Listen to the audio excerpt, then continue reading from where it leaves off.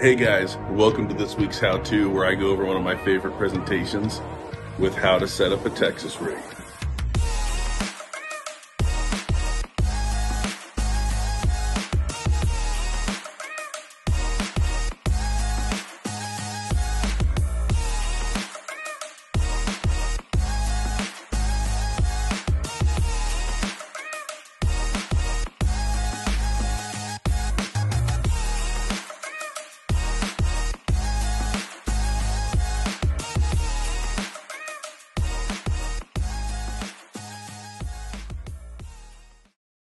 So the first thing we're going to need to think about is our hook selection. We've got a variety of hooks.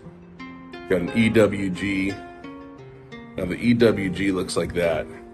We've got a beast hook. And I'm not even sure what this one is, but it's another twist lock head. Not going to get too deep into it, but we're using something like a Magnum fluke. We want that larger 8-10-0 beast hook. And if we're using something like a slug or a regular fluke, I say regular, 5 to 6 inch range, we want something like that smaller EWG or even just that smaller twist lock head, which is going to accompany the bait a lot better. We want to pick our weight. I'm going to go with 3/4 because I'm going to put a Magnum on this and I'm going to fish it deep. If you're fishing shallow, you might go for something lighter. Or if you're fishing it like a jerk bait, you probably want something lighter, maybe 1/4 ounce or even lighter than that.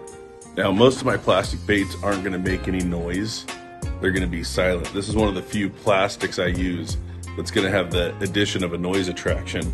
And that's because we're gonna grab a glass bead and add that into the setup. Let's take my leader, slide that bullet nose first onto the leader, and I'll just let it fall. Then same thing, I'll get that glass bead, put that in line as well. So I'm going to take my beast hook. I'm going to make sure that my twist lock is down and out of the way. I tend to tie using a San Diego jam knot. Not tend. I always tie using a San Diego jam knot. Some guys use a polymer. There's other variations of knot you can use. I know that whenever I go out to San Diego and I hop on a boat to go tuna fishing, those guys are tying the San Diego jam. So I just use it on everything I tie so that even in the dark, even with my eyes closed, I can just always tie this knot.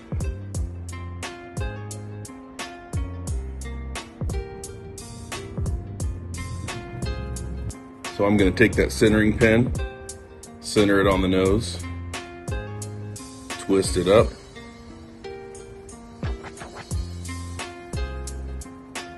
I'm going to see where the hook falls, kind of measure it with my fingers.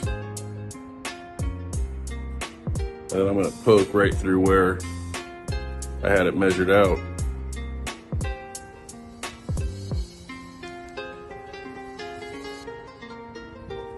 And the beauty of this is it's pretty weedless because I'm going to stick that hook back into it.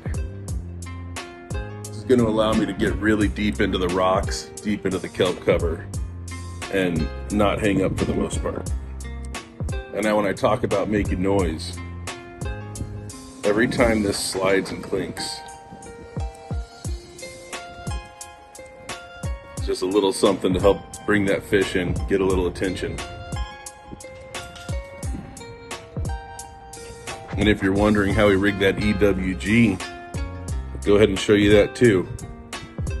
I tend to take a good look at how long this little neck part is. We'll do the same thing. I'm going to go right in through the center. I'm going to take that distance and come right out the neck. Slide that up. And then do just like we did with the Magnum fluke.